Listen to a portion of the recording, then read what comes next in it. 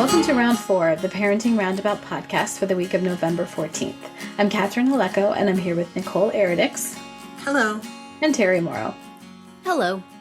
As moms of teens and young adults, we've survived those little kid days, yet we're still rethinking the decisions we've made all through our kids' lives and worrying about what's going on right now. Today's Thursday, which means it's time to give into our obsessing. And today we're obsessing about family favorites and whether we can identify them. For instance, Nicole, does your family have a favorite restaurant or vacation spot? Vacation spot would be definitely Vancouver.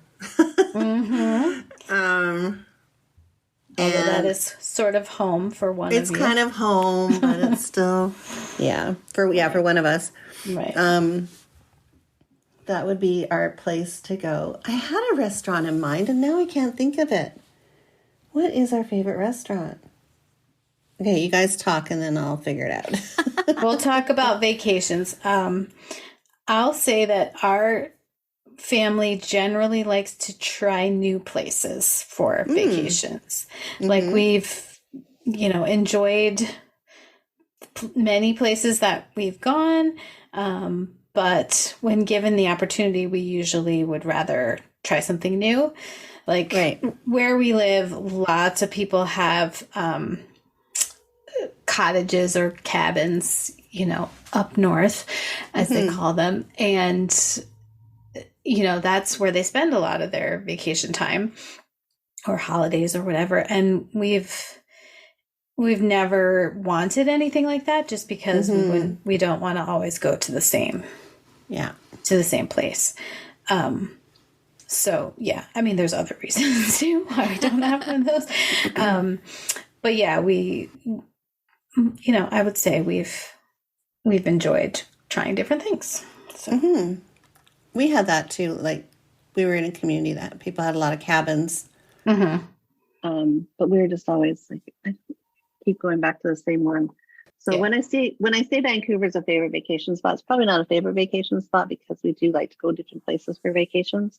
But Vancouver is a favorite city that we love to visit. Right. We used to like to go to all different places. We had this timeshare, so we could trade it for pretty much any place in the world, but certainly around the country and on the East Coast. We used to do that a lot when the kids were younger. And now we've just all gotten settled in our ways. And so we like to just go to Villa Roma in the Catskills. We've been there in the summer. We've been there in the winter. It's just a very comfy mix of nothing to do and something to do, because you can always walk down to the main building and they have bingo and they have a dice game and there's a little bowling alley and there's swimming if you're there in the summer, there's snow stuff if you're there in the winter, but you can also just sit in our little condo and relax. Lots of walking around. So it's right for where we are right now. I don't know if it will always be our favorite. It hasn't always been our favorite, but at the moment it is our favorite. Right. And we look forward to going there. It's kind of a nice, relaxing trip. Don't really have to go around, running around doing a whole lot. Right. So I always wanted to go to one of those places. It seems to be like an East Coast thing. I feel like it probably is. Somebody, a friend of ours referred to it as like a cruise on land. Just everything you would want to do is in this one little area. Since we have a timeshare, we trade for a timeshare there. So we have a condo and we have to go buy our own food and stuff. So that's like one of our few outings is to drive over the hill to the grocery store and back. But if you stayed there in the hotel, you would get your meals and stuff. But I can't think of anything like that over. Yeah, I don't really know what would be. Right. Maybe some spas, but I don't think. Or all-inclusive type places, but those tend to be like Caribbean or Mexico or whatever. Maybe it's kind of the equivalent of going to Vegas. You go to Vegas, you get your nice room, and then you go to the pool, and then you go into casinos, and that's kind of what you do. You don't go, let's drive to something else. You're just kind of there. I guess so. Baking in the heat. in and out of going from extreme air conditioning to extreme heat and back again. Yeah. Yes. But that's not a feature of the Catskills, but it gets cold sometimes. Yeah. Anyway. Did you think of your restaurant, Nicole? No, but I thought of my movie. Oh, okay. Favorite family movie? Napoleon Dynamite. Hands down. We can watch that over and over again. That and Nacho Libre. I like that one too. Yeah, big fans of that humor. Yes. So I didn't think of my restaurant, although we don't have a specific restaurant, but we do like Indian food and Thai food. So if we pick an Indian place or a Thai place, then we're good. Right. As a family, we're good to go. So it's a type of food that you like. So not necessarily like a specific restaurant, but more the cuisine. How about you guys? For a restaurant, yeah, I don't know if we have a specific favorite, because it depends a lot on, sort of the reason, or Right. Is it someone's birthday, or is it, if it is, then they're probably going to pick what their favorite is, which nobody is going to hate it, I mean, so yeah, we have, this is random, but we have this place that's in the next town from us, and it's not really a place where you dine in, although you could, but they have egg rolls that are baked and that are humongous and delicious, and they're supposed to be like Hmong style, like HMONG, Hmong. And I don't know if they really are, or if that's just, the background of the people that make them, but they just have like tons of flavors, and they're super big, but they're not like oily, and they're not greasy and fried. That's the best part of an egg roll. See, I don't like that. And they also come with like a bazillion different dipping sauces, which I don't care about, and I don't really eat them. So I actually I don't like it when we get the dipping sauces, because there's like 20 of them, and then they're in the fridge. You don't finish them, and then there's like stacks of them in the fridge. So that's annoying. But in general, like, they're so yummy. And they're not something I've seen anywhere else, really. Huh. So sounds interesting. Will they fry it for you if you ask them? No. Oh, that would be bad.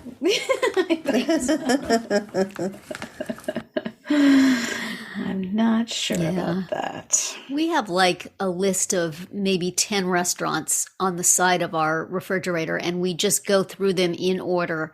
Every Saturday night we order out, and Rick goes and picks it up, and we eat it in the house. And fun. So those are like our favorite restaurants. Every now and then a new one will break into the lineup, and occasionally one falls out. But basically we just cycle through those again and again, usually get the same thing each time. A lot of the restaurants, family restaurants, had started doing like family meals during COVID. And then they just sort of never stopped doing them. So you could get like, a tray of chicken parm and a salad and some appetizers for a reasonable amount of money. And we really have enjoyed that. So I would say that lineup of restaurants are probably our favorites, and because we eat from them over and over and over again. And what does it take for one to be added or subtracted?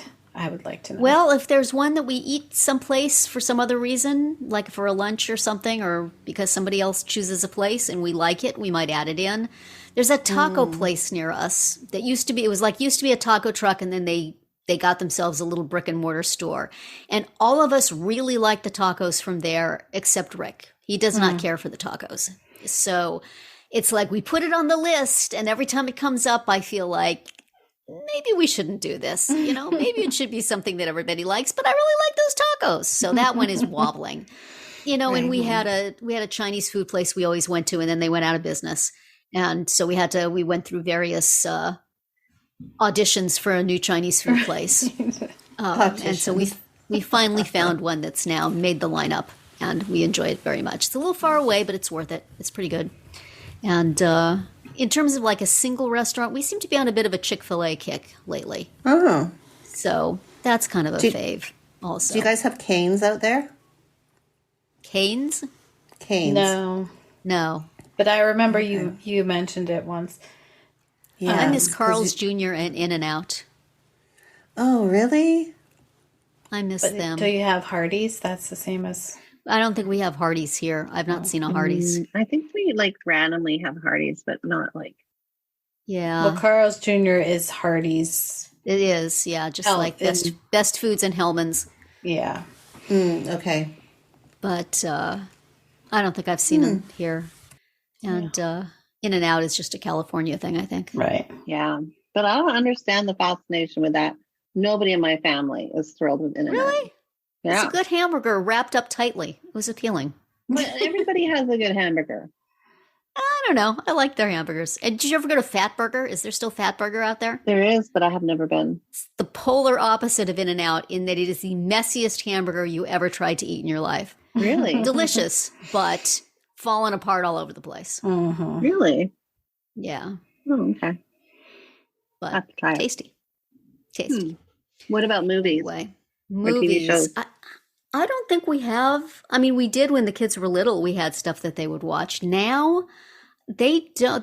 They watch their own things. My son has a YouTube series he's completely immersed in. My daughter has her Lifetime movies and reality shows. My husband watches his baseball and his old TV shows, and I work 24 hours a day. No, I watch whatever Catherine and I are watching for round two. That's pretty much the way it goes. So we don't ever sit down together and watch a screen. The last time we really did, it was probably when. We had a long love affair with the Parent Trap, the Lindsay Lohan version. Mm-hmm. That was something we could just put on anytime and sit down and watch. And I still could. In fact, I should do that. Mm-hmm. Just something irresistible about it. One of those you can get to the point where you're just saying the lines with them. Yeah. But holy cow, was she adorable and talented. And, now you can say, maybe apparently, not get to be that adorable and talented that young, doesn't set you up for a really super good life. But apparently, you can say that about revival. A lot of people. Yeah, I hope she does. You know what? Yeah. And Amanda Bynes too. Wherever Amanda Bynes is, whatever she's doing, I like What a Girl Wants quite a lot. But I don't think I ever watched that with my daughter. I think I just enjoyed that.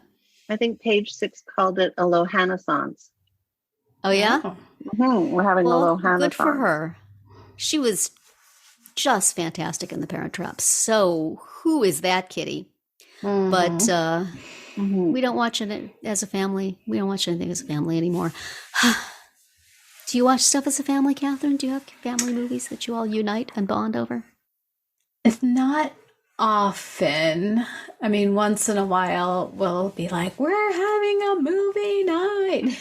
And and we might pick something off of Disney Plus or something, especially if there's something newly released on Disney Plus, maybe when Encanto came out or whatever, we might sit and that's nice. Watch that together. But yeah, it's pretty unusual. Four of us just do not have the same interests in watching stuff at all. Every now and then there'll be something that my daughter and I think we would like to watch together, and we'll start watching it, and she will just drift away. She'll get up to go to the bathroom and then just never come back. Never comes back.